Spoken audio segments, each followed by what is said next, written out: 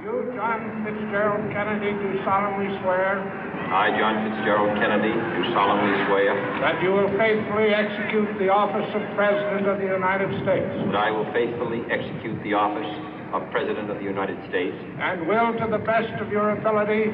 And will, to the best of my ability. Preserve, protect, and defend the Constitution of the United States. Preserve, protect, and defend the Constitution of the United States. So help you God. So help me God.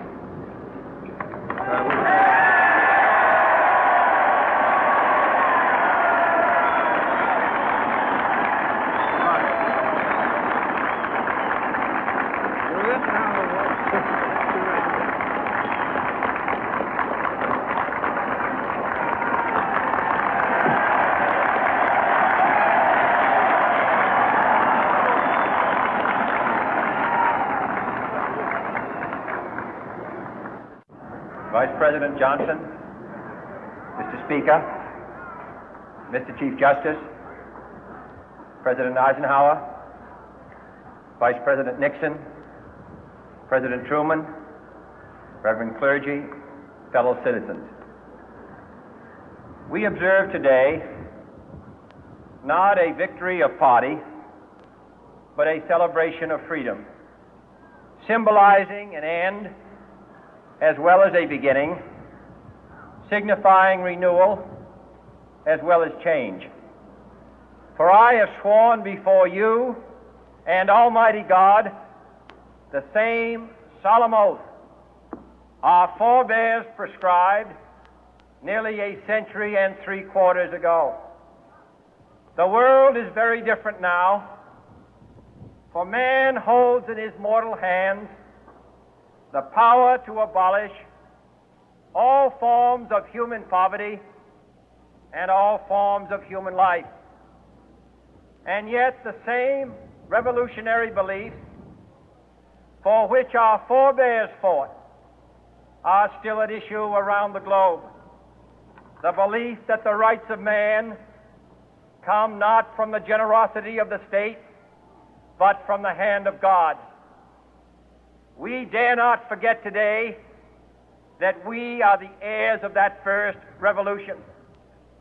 Let the word go forth from this time and place to friend and foe alike that the torch has been passed to a new generation of Americans born in this century, tempered by war, disciplined by a hard and bitter peace, proud of our ancient heritage, and unwilling to witness or permit the slow undoing of those human rights to which this nation has always been committed and to which we are committed today at home and around the world.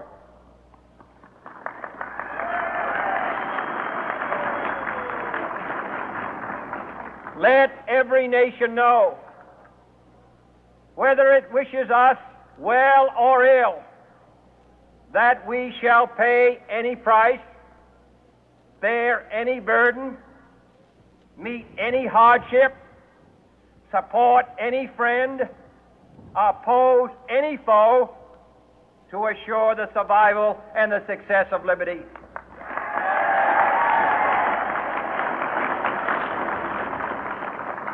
This much we pledge and more. To those old allies whose cultural and spiritual origins we share, we pledge the loyalty of faithful friends. United, there is little we cannot do in a host of cooperative ventures. Divided, there is little we can do, for we dare not meet a powerful challenge at odds and split asunder. To those new states whom we welcome to the ranks of the free, we pledge our word that one form of colonial control shall not have passed away, merely to be replaced by a far more iron tyranny. We shall not always expect to find them supporting our view, but we shall always hope to find them strongly supporting their own freedom, and to remember that in the past, those who foolishly sought power by riding the back of the tiger ended up inside.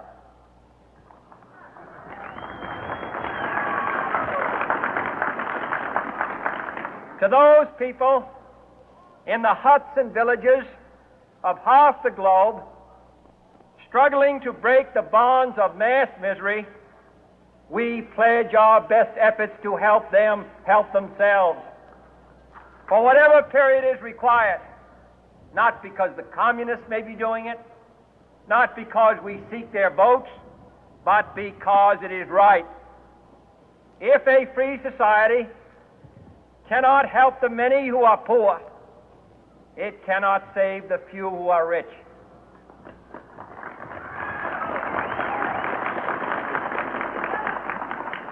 To our sister republics south of our border, we offer a special pledge to convert our good words into good deeds, in a new alliance for progress, to assist free men and free governments in casting off the chains of poverty. But this peaceful revolution of hope cannot become the prey of hostile powers. Let all our neighbors know that we shall join with them to oppose aggression or subversion anywhere in the Americas. And let every other power know that this hemisphere intends to remain the master of its own house.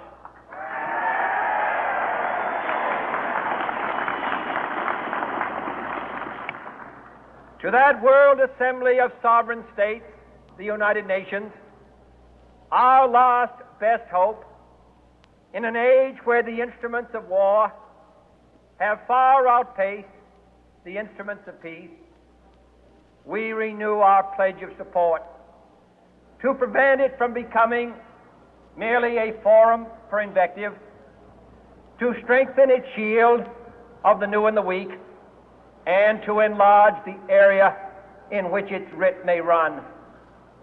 Finally, to those nations who would make themselves our adversary, we offer not a pledge, but a request that both sides begin anew the quest for peace.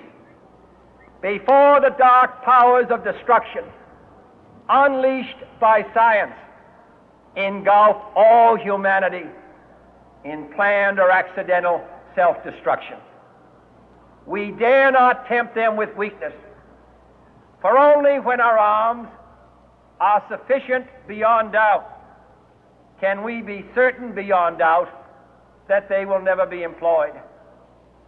But neither can two great and powerful groups of nations take comfort from our present course, both sides overburdened by the cost of modern weapons, both rightly alarmed by the steady spread of the deadly atom, yet both racing to alter that uncertain balance of terror that stays the hand of mankind's final war.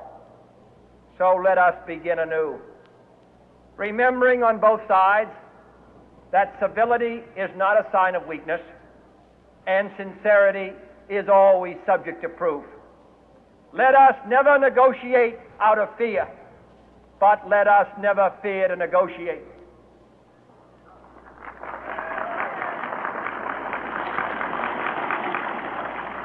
Let both sides explore what problems unite us, instead of belaboring those problems which divide us. Let both sides, for the first time, formulate serious and precise proposals for the inspection and control of arms, and bring the absolute power to destroy other nations under the absolute control of all nations.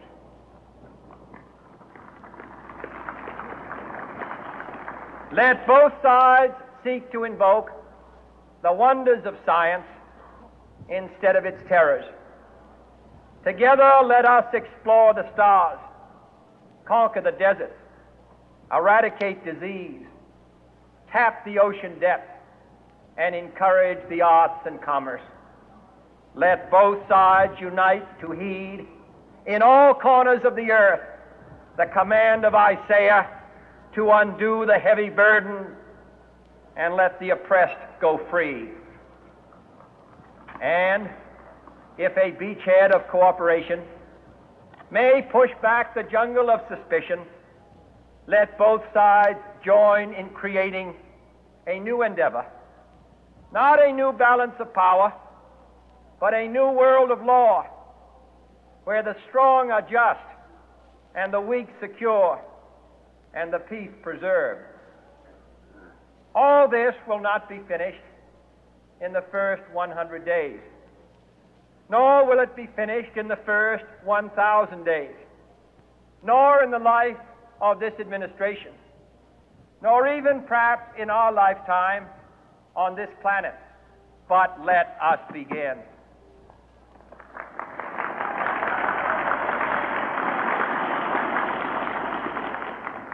In your hands, my fellow citizens, more than mine, will rest the final success or failure of our course.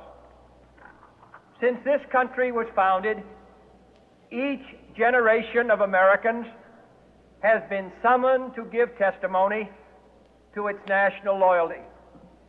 The graves of young Americans who answered the call to service surround the globe.